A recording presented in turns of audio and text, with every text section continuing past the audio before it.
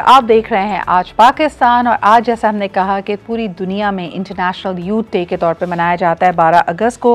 पाकिस्तान की एक बड़ी यूथफुल पॉपुलेशन, लेकिन जिसको आज हम कहते हैं कि because of their strength and because of their age they have a huge advantage. लेकिन अगर बदलती दुनिया के साथ उनके जो स्किल्स हैं वो आपने नहीं सीखे और आप कंपेटिटिव ना रहे, then we are going to be in a big problem. अगर गुज़िश्ता सदी की बात की जाए तो अक्सर बात करती थी हम क्वालिफिकेशंस के हवाले से, हायर एजुकेशन के हवाले से, that used to be the passport to prosperity. आज हम देखते हैं कि चीज़ें बहुत हद तक बदल गई हैं। पूरी दुनिया में एक डिजिटल रेवोल्यूशन आया है जहाँ पे youngsters are able to grab on to these new digital skills and not just create new things but also earn a wonderful living for themselves, जिसी की वजह से हम देखते हैं कि बहुत सारे ममालिक ने कोडिंग को एज अ मस्ट स्किल कर दिया है। They added that to their curriculum. क्या पाकिस्तान का करिकुलम ख़ास तौर पे हमारे नौजवानों के लिए is it at par with the international trends? क्या हम उनको आने वाली दुनिया के लिए तैयार कर रहे हैं? क्योंकि अगर नहीं कर रहे, then what is going to be the role of this youthful population in the world that is now shaping up. ख़ास तौर पे अगर आप पाकिस्तान से बाहर निकल कर ही देखते हैं तो हर चीज़ में आपको AI, internet of things, digitization, बहुत ज़्यादा चीज़ें एडवांस हो चुकी हैं, लेकिन अभी भी हमारे पास सिनेरियो बहुत मुख्तलिफ है। सो लेट्स फाइंड आउट कि पॉलिसी इन्वायरमेंट क्या है, what is the academia thinking, और जो लोग इन शोबाजात से मुंसलिक हैं वो कहाँ कहाँ गैप्स को नोटिस कर रहे हैं। फर्स्ट एंड फॉरमोस्ट हमारे साथ कमल चीमा मौजूद हैं, who has tremendous experience when it comes to digitization. She is also the founder of my impact meter. बहुत शुक्रिया कमल हमारे साथ मौजूद होने के लिए। सफ़िया कासिम जी हमारे साथ मौजूद हैं, who is the country head for Beacon House International College that has brought in a number of international programs, और इनका भी तरीक़ेकार हायर एजुकेशन को देखने का बहुत मुख्तलिफ है, offering wonderful things to the Pakistani possibilities बहुत सारी हैं। We also have with us Mr. Abdullah Khalil, who is also a principal and instructor. आपने भी ऑनलाइन स्टूडेंट्स को आप पढ़ा रहे हैं जो कि UK से लेके साउथ अफ्रीका, थाईलैंड, पूरी दुनिया में उनका फुटप्रिंट है। बहुत शुक्रिया अब्दुल्ला आपकी भी मौजूदगी का। सबसे पहले अगर सफ़िया मैं आपसे शुरुआत करूं, बिकॉज़ आप तदरीस के शोबे से वाबस्ता हैं फॉर मैनी मैनी ईयर्स, मुझे ये बताइए कि जब हम कहते हैं और सारी जिम्मेदारी डाल देते हैं नौजवानों पे, How do you rank them? How do you see them? हम बड़े अरसे से ये बात कहते आए हैं कि हमारे पाकिस्तानी नौजवान बहुत टैलेंटेड हैं, ज़रा सी आप उनको अपॉर्चुनिटीज़ दें, they are second to none. But are these opportunities on an inclusive and equalizer platform? यानी क्या तमाम पाकिस्तानियों को ये सहूलतें, ये अपॉर्चुनिटीज़ मैसर हैं? Thank you, Sidra, for inviting me and making me, talk about this topic, which is one of my very favorite topics. और सिद्रा, हमारे यहाँ ठीक है ये अपॉर्चुनिटीज़ नहीं अवेलेबल, लेकिन जो हमारा एक एनवायरनमेंट है और एक जो सोशल सेटअप है उसकी वजह से कुछ ऐसी क्वालिटीज़ हमारी यूथ के अंदर बाय डिफ़ॉल्ट आ जाती, जैसे कि एक है उसमें से resilience. I think resilience is one of the most required skill जो आजकल के ज़माने में हम वर्क फोर्स के अंदर होनी ज़रूरी है। So it's either blessing in disguise, या जो भी हम कह लें, वो अवेलेबल होती है इनमें। बाकी जो स्किल्स उनके अंदर ज़रूरी है, yes I agree with you कि हमारे पास कोई ऐसा सिस्टम, कोई ऐसा पैटर्न अवेलेबल नहीं है इन curriculum, but as educationists it is our responsibility to come up with special programs for our students, और हम ये कहते हैं कि we have to make our students future ready and industry ready. So वो हमें खुद बनाने पड़ेंगे और उसके लिए हमें किसी का इंतज़ार नहीं करना चाहिए। बिल्कुल, I think this is a very very important point, present and future ready. अभी बच्चा हमारा ग्रेजुएट करता नहीं है कि वो रियलाइज़ करने लगता है कि दिस कांस्टेंट स्किल को आपने अपने अपग्रेड करते रहना है। लर्निंग का प्रोसेस लाइफ लॉन्ग रहेगा and this will also include unlearning and re learning. मेरे ख्याल में पुरानी जो जनरेशन्स थी उनके पास एक बहुत बड़ा स्पेस होता था way they could apply, the pace of change was much slower, लेकिन आज सूरत हाल बहुत मुख्तलिफ है। Kamal, what do you think, is the Pakistani youth future ready? Sidra, this is a very, very pertinent topic and I'm very glad that you're talking about it, क्योंकि हमें बहुत बड़ा advantage है. We're the 6th youngest population in the world and our youth is our advantage but can also become a huge liability अगर उनको proper opportunities ना दी जाएं, उनको proper skills ना दिए जाएं, तो वो बहुत बड़ा एक टिकिंग बॉम्ब भी बन सकता है हमारे लिए। तो मेरा ये ख्याल है कि हमें जहाँ पे हमने अपने नेबर मुल्क को अगर देखें तो उन्होंने बहुत ज़्यादा एजुकेशन में इन्वेस्ट किया है, बहुत ज़्यादा, जिसका हम देख रहे हैं कि पूरी दुनिया में बड़ी बड़ी कंपनीज में जो है वो हिंदुस्तानी नसात के CEOs हैं, पाकिस्तानी भी, they're doing really well। फिर हमारी जो यूनिवर्सिटीज़ हैं, जो टॉप 350 यूनिवर्सिटीज़ हैं, उसमें अनफॉर्चुनेटली कोई पाकिस्तानी यूनिवर्सिटी फीचर्ड नहीं है। तो हमें अपनी एजुकेशन के ऊपर अपना जो हमारा बजट होता है, मुल्की बजट होता है, उसको बहुत ज़्यादा एजुकेशन पे प्रायोरिटाइज करने की ज़रूरत है, एजुकेशन को प्रायोरिटाइज करने की ज़रूरत है। और उसके अलावा एजुकेशन के साथ साथ जहाँ पे डिग्रीज होती हैं, वहाँ आप बड़ी कंपनी माइक्रोसॉफ्ट, गूगल, आप कहीं पे भी देख लें, तो वो डिग्रीज को उन्होंने मैंडेटरी, पहले बहुत अरसे तक मैंडेटरी होती थी, अब मैंडेटरी नहीं है। अब वो ये कहते हैं कि अगर आपके पास ये स्किल है, जो भी स्किल उनको रिक्वायर्ड है, लेट्स से वो मशीन लर्निंग है या पाइथन है या फुल स्टैक डेवलपमेंट है एक्सेट्रा, तो वो कहते हैं ये स्किल आपको आना चाहिए। तो अब पाकिस्तान के अंदर भी हम देख रहे हैं कि एक स्किल्स पे बहुत ज़्यादा तवज्जो दी जा रही है और ऐसे प्रोग्राम्स आ रहे हैं थ्रू NAFTEC एंड अदर जो इदारे हैं। हम भी बहुत सारा, मैं अपनी पर्सनल कैपेसिटी में बहुत कुछ कर रही हूँ, जिसमें पाकिस्तानी यूथ को ऐसे स्किल्स दिए जाएं जो कि उन्हें एम्प्लॉयबल बनाए foreign, not only in Pakistan but in the entire world, उनको एम्प्लॉयबल बनाया जाए, स्किल्स उनको देने की जरूरत है। मैं अगर एक चीज़, इसको थोड़ा सा कॉन्वर्जेशन को आगे लेके जाऊं, कमल, हमने जहां से शुरुआत की, हमने कहा कि क्या एक इक्वलाइज़र सबके लिए मौजूद है या नहीं, यानी तमाम पाकिस्तानी यूथ को ये अपॉर्चुनिटीज़ मैसर हैं या नहीं। Before I pick up your concept of employability, मैं अब्दुल्ला आपसे सवाल करना चाहूँगी कि मुझे ये बताइए कि जो ट्रूली हमारे यहाँ स्किल्ड लोग हैं या जिनके अंदर ये टैलेंट मौजूद है और यहाँ के जैसे भी हमारे इंस्टीट्यूशंस हैं उनको निखार लेते हैं, they unfortunately are choosing to leave the country. और जो एक क्वालिटी वर्सेस क्वांटिटी की डिबेट हमारे पास आ जाती है, एक बड़ी तादाद में नौजवान अभी भी मुल्क में मौजूद हैं, लेकिन जो क्रेम डे ला क्रेम है, यानी जो बेहतरीन स्किल्स वाले हैं, unfortunately they are losing hope about Pakistan. तो अगर वो अपनी स्किल के और अपनी अंडरस्टैंडिंग की पीक पे चले जाते हैं तो फिर वो समझते हैं कि दानिशमंदाना फ़ैसला ये है कि पाकिस्तान को छोड़कर बाहर जाकर मज़ीद एक्सपर्टीज़ और एक्सपीरियंस कमाया जाए। रह सिर्फ वही जाते हैं जिनको अभी तक अपॉर्चुनिटी बाहर जाने की नहीं मिल रही। आप इस तरह की हाइपोथेसिस को क्या देखते हैं? क्या आपको लगता है कि हुकूमत को इस पे बहुत ज़्यादा परेशान होना चाहिए, इस पे तवज्जो देनी चाहिए कि पाकिस्तान की स्किल्ड और क्वालिफाइड यूथ पाकिस्तान छोड़कर क्यों जा रही है? First of all thank you Sidra for having me on the show. ये असल में बहुत इंपॉर्टेंट टॉपिक है एंड बीइंग एजुकेशनिस्ट हम इस एज ग्रुप को भी डील कर रहे होते हैं जो बहुत यंग लोग हैं, और उनमें से क्योंकि हम तो ये चीज़ देखते हैं कि ए लेवल्स के बहुत सारे बच्चे होते हैं जिनका प्लान ये होता है कि उन्होंने ए लेवल्स के बाद या तो एजुकेशन आगे US में कंटिन्यू करनी है, किसी फॉरेन कंट्री में कंटिन्यू करनी है, या फिर एटलीस्ट जब उनकी एजुकेशन कंप्लीट हो जाती है तो वो जॉब के लिए, स्पेशलाइजेशन के लिए बहुत सारे लोग बाहर जा रहे होते हैं। असल में ये एक बहुत सीरियस कंसर्न है। जहाँ तक अगर सिर्फ एजुकेशन का ताल्लुक है, एजुकेशन के लिए आप डिफरेंट कंट्रीज़ में जा सकते हैं, उसमें कोई प्रॉब्लम नहीं है, उसमें कोई मज़ायका नहीं है, लेकिन जो आपका स्किल सेट है उसकी इम्प्लीमेंटेशन के लिए आपको अगर आप वापस अपनी कंट्री में वापस आते हैं तो that could be beneficial for the people that are living in your country. जो आपके मुल्क के लोग हैं उनके लिए आपके स्किल सेट का क्या फ़ायदा होगा।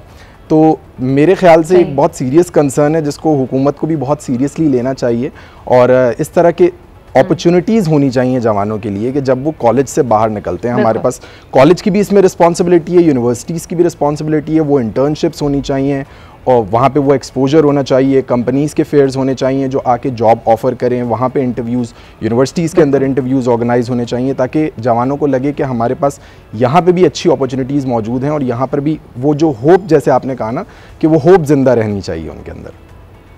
बर्दाश्त ना हो। कई दफ़ा होता ये है कि जब आप ग्रेजुएट करते हैं और 2-3 सालों तक आप एटीट्यूड्स को देखते हैं कि आपकी पढ़ाई को इतनी फोकियत नहीं दी जा रही, आपकी समझदार, आपको मौका नहीं मिल रहा निखरने का, बल्कि आपको बताया जा रहा है कि आप बहुत ज़्यादा किताबी बातें कर रहे हैं। अच्छा, before I hand it over to you Safia, मुझे अब पिक करना है what Kamal just pointed out, employability. देखिए ये भी हमारी वक्त की बड़ी सितम ज़रीफ़ी है, क्योंकि हमारे पास एक बहुत बड़ी तादाद में नौजवान मौजूद हैं कि हम नौकरी पेशा बनाने के लिए या उनको फ़ाल बनाने के लिए जी मैं सवाल आपके पास लेके आ रही हूँ कि हम एम्प्लॉयबिलिटी पे उनकी बात करते हैं। कमल, मुझे बड़ी अच्छी लगी, इंडिया में एक डिबेट इस वक्त ये हो रही है कि दे हैव रियलाइज कि उनका एजुकेशन सिस्टम या ये जो माशरे की हमारी रेजिलियंस है, हमारा एक जो कल्चरल डीएनए है, दैट प्रोड्यूसेस एक्सेलेंट मैनेजर्स। लेकिन उन्होंने इस बात को समझ लिया है कि आप देखें कि इंटरनेशनली बड़ी बड़ी कंपनियों के इस वक्त जो सीईओज हैं या टॉप लीडरशिप है वो इंडियंस है, because they are very good at managing. लेकिन वो लोग ये सवाल उठा रहे हैं कि व्हाई इज़ इट कि 1.4 बिलियन की आबादी वाला मुल्क इनोवेशन में पीछे है, और हम तो उससे भी पिछली डिबेट में हम तो सिर्फ ये कह रहे हैं कि भाई पढ़ लिख जाए बच्चा तो नौकरी लग जाए। हम तो अभी इस बात पे ही नहीं आ रहे कि यार उसको इनोवेटर कैसे बनाया जाए। So Kamal, what's your take on that, employability versus disruption and actual innovation? देखिए, आपने बहुत प्यारी बात की सिद्रा, मैनेजर और लीडर में क्या फ़र्क होता है। स्टीफन आर कोवी अपनी किताब में कहता है कि मैनेजर वो होता है जो कि एक फॉरेस्ट में बहुत इफ़िशेंटली और बहुत अच्छी तरह से एग्जीक्यूट कर रहा है, उसको फॉरेस्ट को क्लियर कर रहा है, दरख्तों को कट कर रहा है, वहाँ पे कंस्ट्रक्शन कर रहा है। लीडर वो होता है जो कि सबसे बड़े दरख्त पे चढ़ता है, वो देखता है, he looks around and he says wrong forest. So the leader is the one that who strategises, who innovates, who brings these disruptions, who thinks out of the box, and the manager is the one who just executes whatever that vision is in a very efficient manner.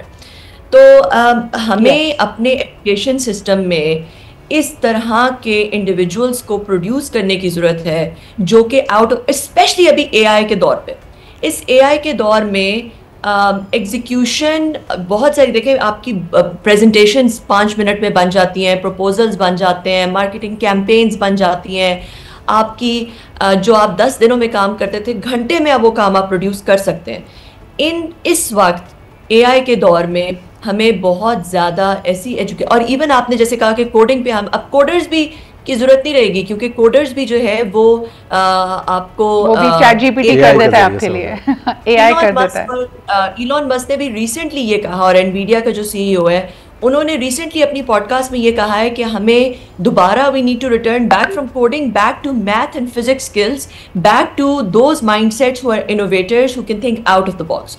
तो हमें अपने education system के अंदर और अपने जो skills भी हम सिखाते हैं उसमें भी ये चीज़ इनकलकेट करने की ज़रूरत है कि किस तरह हम इस डिसरप्टिव माइंडसेट को, इस क्रिटिकल थिंकिंग को, इस out of the box questioning वाला जो माइंडसेट है, क्रिएटिव माइंडसेट है, उसको किस तरह भांप सकते हैं, किस तरह बना सकते हैं, और कौन से ऐसे राइट कवल, ये बिल्कुल वही है जैसे मौला अली का कॉल है कि आधा इल्म आपके सवाल में ही होता है, तो बेहतर सवाल करने की सलाहियत उजागर करनी है। एक छोटे से ब्रेक की तरफ बढ़ते हैं, वापस मैं सफ़िया और अब्दुल्ला के साथ आऊँगी कि डू यू फील कि हमारा जो हायर एजुकेशन यानी हमारा आला तालीम का जो निज़ाम है वो सिर्फ मैनेजर्स प्रोड्यूस कर रहा है, एम्प्लॉयज़ प्रोड्यूस कर रहा है, लीडर्स अनफॉर्चुनेटली प्रोड्यूस नहीं कर पा रहा। और इसके लिए अगर आप हमारा गैर रिवायती यानी अगर हम एजुकेशन स्ट्रीम से हटकर हमारा जो अप्रेंटिसशिप मॉडल है, यानी जो छोटा मैकेनिक के साथ काम करता है और फिर उसके बाद उस्ताद बन जाता है, वहां पे भी आप देखें कि आप उसको सिर्फ मैनेजर बना रहे हैं, लीडर नहीं बना रहे हैं। तो क्या ये गैप है और इसको कैसे फिल किया जाए? Will talk about that right after a short break. Welcome back. क्या हम सिर्फ नौकरी पेशा नौजवान प्रोड्यूस करने की कोशिश कर रहे हैं? ख़ासतौर पे हमारी यूनिवर्सिटीज़ किस तरह देखती और सोचती हैं? We are at this very interesting cusp, यानी हमारा जो क्रॉस रोड्स है ह्यूमैनिटी के तौर पे, इंसानियत इस वक्त एक नए दौर की तरफ आगे बढ़ रही है जहाँ पे एआई टेक्नोलॉजी आपके देरीना मसाइल का हल आपके सामने रखने की सलाहियत रखते हैं। कहा जाता था पहले कि कौमों की ज़िंदगियों में चंद सदियाँ कुछ नहीं होती, वो अपना एक तशख़्ख़ुस बनाते हैं, प्रॉब्लम्स को हल करते हैं, लेकिन आज अगर AI चाहे और हमारे जहन उस तरफ लगे हों, हमारे पास वसाइल हों, हम ठान लें, तो ये जो हमारी प्रॉब्लम्स हैं, चाहे वो हेल्थ केयर की प्रॉब्लम्स हो, एजुकेशन हो, बहुत सारे और मसाइल हों, उनको हम with in 1 generation turn around कर सकते हैं। दुनिया के बहुत सारे ममालिक ने ऐसा किया है, लेकिन क्या पाकिस्तान इसके ऊपर फोकस किए हुए है? क्या हम उस तरह का पॉलिसी एनवायरनमेंट और सबसे बढ़कर उस तरह का टैलेंट प्रोड्यूस कर पा रहे हैं? हमारी हायर एजुकेशन इंस्टीट्यूशंस क्या सिर्फ और सिर्फ मैनेजर्स और वो लोग जो नौकरी ढूंढ रहे हैं, क्या हम सिर्फ उनको प्रोवाइड कर रहे हैं? और दूसरी तरफ अगर इनोवेटर्स और एंटरप्रेन्योर्स की भी बात की जाए, we are unfortunately producing traders. हम सिर्फ और सिर्फ ऐसे लोगों को ट्रेन कर रहे हैं जो कहीं से चीज़ें सोर्स कर कर बेचें। बेशक ये एक स्किल है, लेकिन क्या इसको स्केल अप किया जा सकता है? That's the key question we need to ask. Abdullah, आप क्या समझते हैं? Is our education system only producing managers and job seekers? Thank you Sidra. अच्छा देखें, सबसे पहले हमें यूँ सोचना पड़ेगा कि it's not just about the education, it's about the culture. जो हमारी पूरी सोसाइटी है, उसका एक एज अ सोसाइटी हमारी एक थिंकिंग है, और हमें उस पूरी थिंकिंग को चेंज करने की ज़रूरत है। देखें, हमारा अगर हम एजुकेशन की बात करें तो एक सेट करिकुलम है, और शायद पता नहीं कितने सालों से, अगर हम अपने लोकल सिस्टम की बात करें तो कितने ही सालों से वो सेट करिकुलम फॉलो किया जा रहा है कि आपने केमिस्ट्री में ये पढ़ना है, फिजिक्स में ये पढ़ना है, बिजनेस में ये पढ़ना है, इकोनॉमिक्स में ये पढ़ना है, और वही टॉपिक्स चलते जा रहे हैं। बच्चा उसी की प्रिपरेशन करेगा, इम्तिहान देगा और नौकरी के लिए कोशिश करना शुरू कर देगा। लेकिन इस पूरे माइंडसेट को चेंज करने की ज़रूरत है कि हमें जो क्रिटिकल थिंकिंग की स्किल्स हैं वो बच्चों में डेवलप करनी है। अब हम जो सिस्टम, जो हमारे ब्रिटिश सिस्टम्स हम जो फॉलो कर रहे हैं यहाँ पे, जैसे बीकन हाउस से भी हमारी कॉलीग मौजूद हैं, तो कैम्ब्रिज का सिस्टम है या डेक्सेल का सिस्टम है, वहाँ पर एटलीस्ट अपडेट होता रहता है करिकुलम, उसके अंदर बहुत सारी चीज़ें इनकलकेट की जाती हैं। और ओवरऑल अगर आप देखेंगे जनरेशनल गैप में, देखेंगे कि मिलेनियल्स से जेन जी में और जेन जी से अब जेन अल्फ़ा की तरफ, आपको नज़र आएगा कि शायद ये जो बच्चे हैं इनके अंदर वो चीज़ें खुद ब खुद डेवलप हो रही हैं। जैसे हम, अगर एक मैं आपको मिसाल दूं, तो मिलेनियल्स को ये कहा जाता था कि स्ट्रक्चर्ड एनवायरनमेंट में हमने एस किया है, वी एज मिलेनियल्स, क्योंकि हम कंप्यूटर जानते थे और हमसे पिछली जनरेशन जो है वो पेपर पेन वाली जनरेशन थी। लेकिन जब हमसे आगे वाली जनरेशन आती है, जेन जी आती है, तो ये सोशल मीडिया को और टेक्नोलॉजी को यूज़ को they take it to whole another level. और आज जिस तरह सोशल मीडिया का यूज़ किया जा रहा है, शायद हमने कभी इस तरह से सोशल मीडिया को सोचा भी नहीं कि इस तरह से इस्तेमाल किया जाता है। तो बहुत सारी चीज़ें चेंज हो रही हैं, बहुत सारी चीज़ें बच्चे खुद सोचना शुरू कर रहे हैं, और शायद AI भी सिखा रहा है, सोशल मीडिया भी सिखा रहा है, दुनिया भी सिखा रही है, क्योंकि अब ग्लोबल विलेज बन चुका है, तो बाहर से भी चीज़ें बच्चे सीख रहे हैं। अब किसी से आप झूठ नहीं बोल सकते। अच्छा, this is a very interesting argument. Abdullah, आपने जो बात कही ना कि इट इज़ एवर इवॉल्विंग और दुनिया में चीज़ें बदल रही हैं, लेकिन एट द सेम टाइम, अभी जैसे थोड़ी देर पहले कवल बात कर रही थी कि Elon Musk has said we have to go back to the basics. अब हम लोग अगर बेसिक्स को बहुत तेज़ी से तब्दील नहीं कर पाएँ, I don't necessarily see that as a bad skin. अगर आप अमेरिका की तरफ देखें, यूरोप में देखें, वहाँ बच्चों को हम कह रहे हैं कि अरिथमेटिक क्राइसिस है, they are unable to do any mental maths. तो हमारे यहाँ अगर बेसिक्स चल रही हैं, वो बुराई नहीं है, एक अच्छी बेस बन सकती है बच्चे की, लेकिन फिर उस फाउंडेशन के ऊपर क्या रखना है वो एक अहम सवाल है। एक कॉलर भी वेट कर रहे हैं, लेकिन Safiya very quickly, because this is your domain, आपने क्या महसूस किया है कि एक तो ये आज के बच्चे हैं, इनके पास स्कूल के बाहर भी बहुत सारी सोर्सेज ऑफ इंफॉर्मेशन है, चाहे उसका ताल्लुक किसी भी तबके से क्यों ना हो। आर वी प्रोड्यूसिंग मैनेजर्स या नौकरी पेशा लोगों को ही हम ग्रूम कर रहे हैं, या आने वाले दिनों में आप होपफुल हैं कि no, we will have innovators and leaders and we are moving in the right direction? Sidra, I am very hopeful. देखिए, इस वक्त अगर हम सिर्फ ये सोचते हैं कि हमारी क्या खामियां हैं, तो we will be in trouble. The world is changing at a light speed. So जो सबसे ज़रूरी चीज़ जो इस वक्त करने वाली वो ये है कि हम इंडस्ट्री का और एकेडेमिया का गैप जो है उसको मिनिमाइज़ करें। जो इंडस्ट्री की रिक्वायरमेंट्स हैं वो एकेडेमिया को बताएं और वो उसके मुताबिक स्टूडेंट्स की स्किल्स को डेवलप करें। ठीक है, हमारा करिकुलम इस चीज़ की इजाज़त नहीं देता, सो हम बहुत सारे किस्म के प्रोग्राम्स रन कर सकते हैं through which we can develop the skills into our students. हमें ये पता चले इंडस्ट्री के थ्रू कि भाई अब क्या रिक्वायरमेंट है, जिसके मुताबिक हम अपने स्टूडेंट्स की वो स्किल्स इन्हांस करें, स्किल्स डेवलप करें और एक प्रॉपर प्रोडक्ट मार्केट में लेके आएँ जो कि हमारे स्टूडेंट के फॉर्म में हो। Only that will allow them to be innovators also and entrepreneurs. अभी वो जो आपने बात की, क्योंकि अच्छा ये कितना प्रैक्टिकली सफिया करना कितना मुश्किल होता है, बिकॉज देखें एक वो जो हम स्टैंडर्डाइजेशन ऑफ फाउंडेशन की बात कर रहे हैं, I understand it can not be a cookie cutter treatment, लेकिन अगर मैं एंशंट फॉर एग्जांपल अगर मैं एंशंट एजुकेशन के सिस्टम्स की तरफ देखूं, बर-ए-सग़ीर में हम मदरसा सिस्टम देखते हैं, इसके अलावा एक सूफ़ी सिस्टम भी हमारे पास मौजूद था, फिर इसके अलावा हमारे पास गुरुकुल की अगर बात की जाए तो वहाँ 80% of the curriculum used to be same, फिर उसके बाद 20% आपके पास ये फ्लेक्सिबिलिटी मौजूद होती थी कि अपनी मर्जी के आप सब्जेक्ट्स और चीज़ों में महारत हासिल करने के लिए आप उस पर ज़ीरो इन कर सकें. What will be the model that works right now? Even now, we do have a curriculum. The curriculum is followed to the T, and after that there has to be a parallel program that is required to be run. आप उस programme को parallel चलाएं. जैसे हमारे पास भी एक department है जिसको हम कहते हैं employability and placement and career advancement department. इसी तरह का एक डिपार्टमेंट हो जो कि इन कॉन्टैक्ट हो विद द इंडस्ट्री.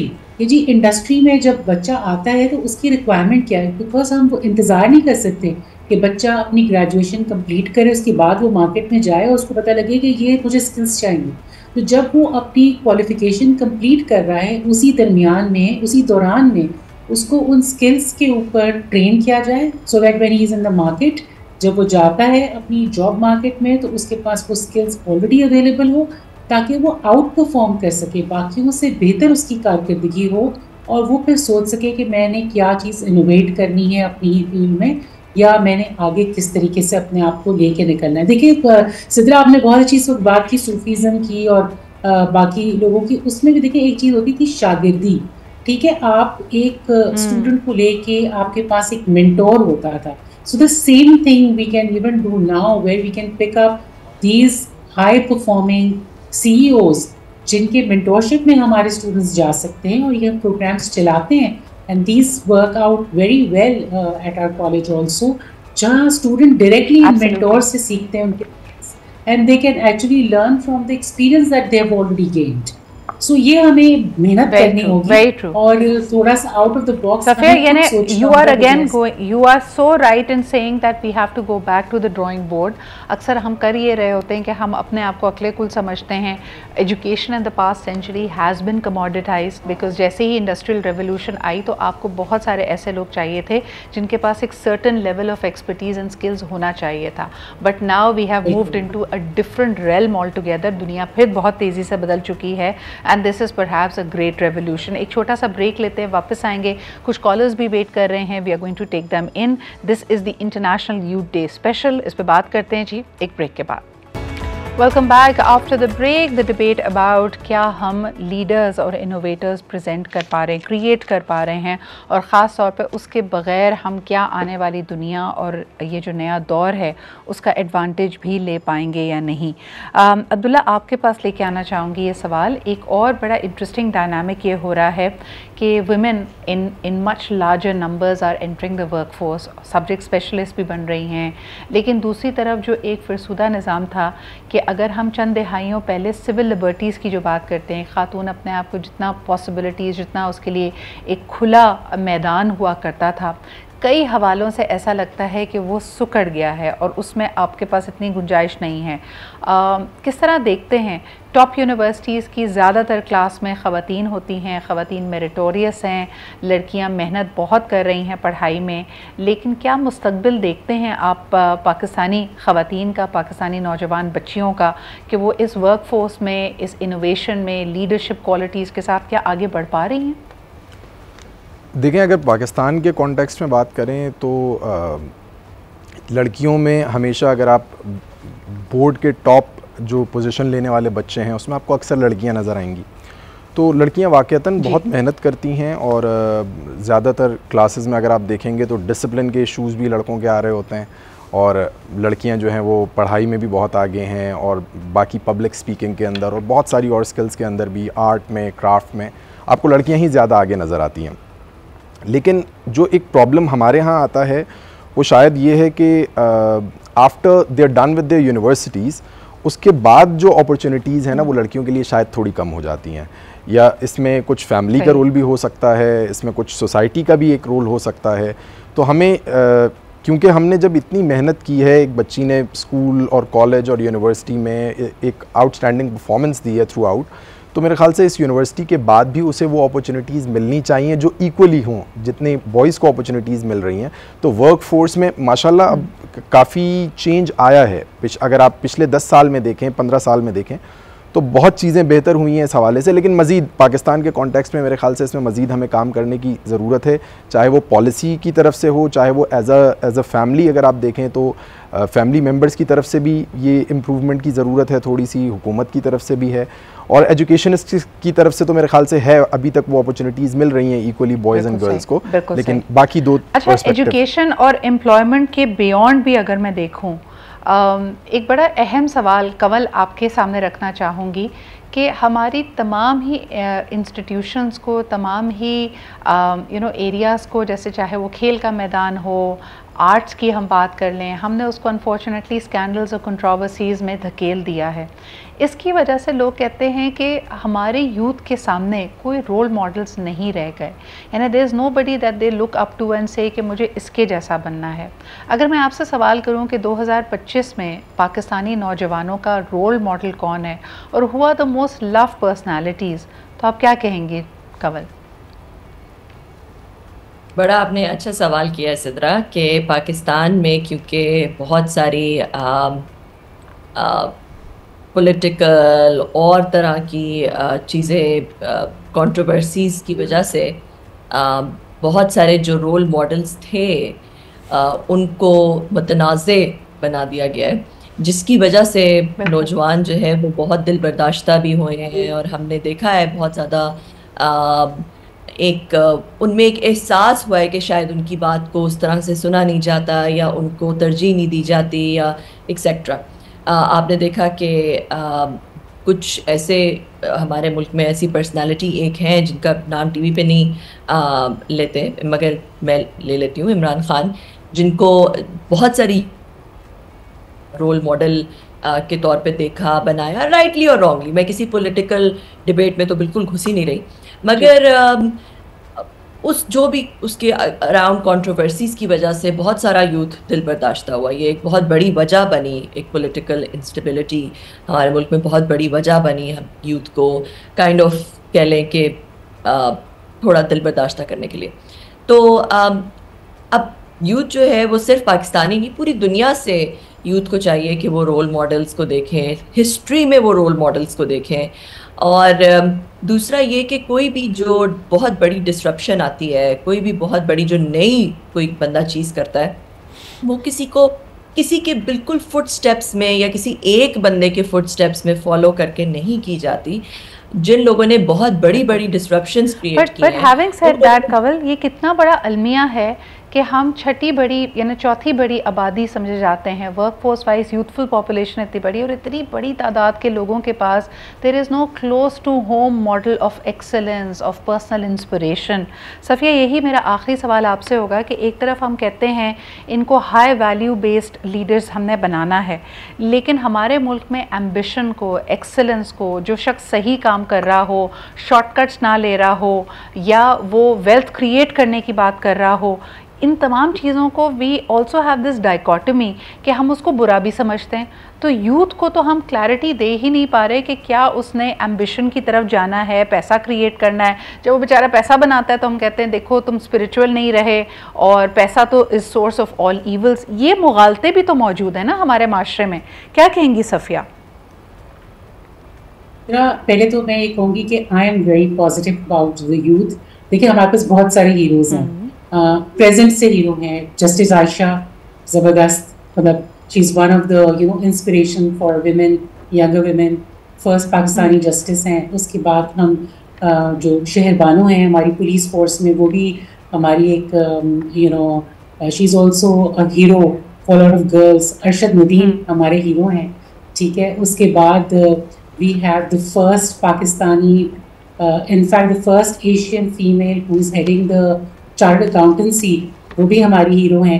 तो हमारे पास यंगस्ट बहुत अच्छे एग्जाम्पल्स हैं जो कि लीड कर रहे हैं और वो आगे बढ़े हैं। बस बात सिर्फ ये है कि हम उनके बारे में बात नहीं करते, हम खुद एक कंफ्यूज नेशन है, ठीक है। लेकिन I am very positive about our youngsters, वो बड़े क्लियर हैं, उनको ये पता है कि मैंने कहाँ लाइन ड्रॉ करनी है, क्या करनी है, बस हमने उनको थोड़ा सा सपोर्ट करना है and they will actually do wonders. Absolutely, very well said. और मेरे ख्याल में बेहतरीन बात मुझे ये लगती है कि पहली से लेके 14 अगस्त तक हम क्योंकि अपनी तारीख की बात भी कर रहे होते हैं, प्रेजेंट डे की भी रियलिटीज़ को एड्रेस कर रहे होते हैं और आने वाले मुस्तकबिल के बारे में भी सोच रहे होते हैं। Excellent time to do some reflections.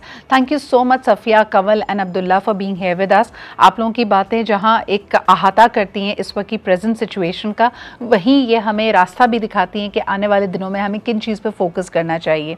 इसी के साथ जी हमें इजाज़त दीजिए। इंशाल्लाह ताला कल लाइव प्रोग्राम में फिर आपके सामने हाजिर होंगे बशर्ते सेहत और ज़िंदगी। तब तक आप अपना बहुत ख्याल रखें। इंशाल्लाह कल मुलाकात होती है। अल्लाह हाफ़िज़।